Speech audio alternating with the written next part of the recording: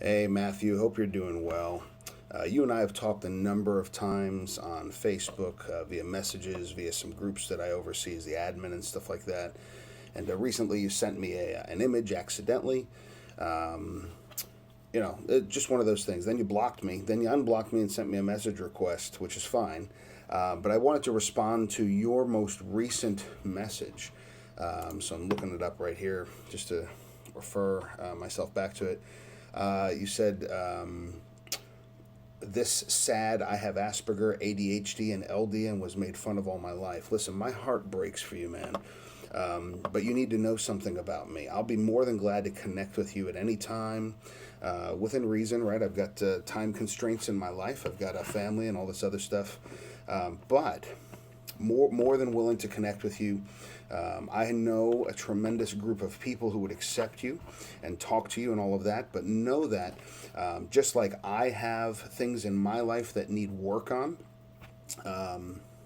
so let me back that up a little bit. I'm a Christian. I'm a Christ follower. I have experienced the power of God in my life and the grounding in my life. I was suicidal when I was younger. I had addictions of all sorts that I won't get into here that really just held me captive and made me.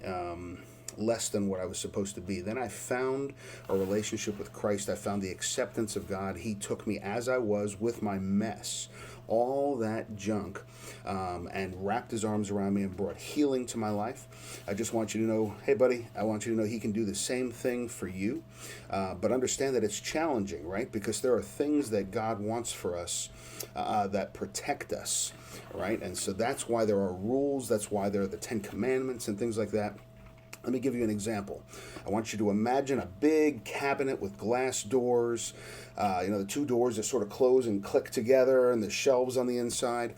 And I want you to imagine that on that cabinet is a pile of expensive antique china, a whole bunch of plates and bowls and stuff, and somehow they all got tipped and they're leaning up against the door. So you have the door and you have all this china leaning up against that door. And if you open that door, you know what's going to happen, right? You know it's going to come crashing down on the floor all over the place and make a big mess. God says, don't open the door.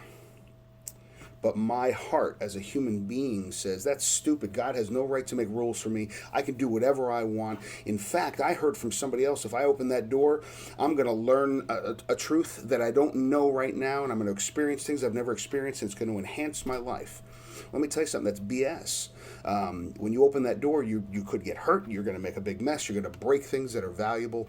That's how God's rules work. And so I will be your friend. I will connect with you sporadically, and we will talk about stuff, and I will do whatever you feel comfortable doing as far as talking about faith. But know that I'm going to challenge some of the things that you believe in, because God has rules set up to protect us, and I believe in those things. And they challenge me. They've changed me.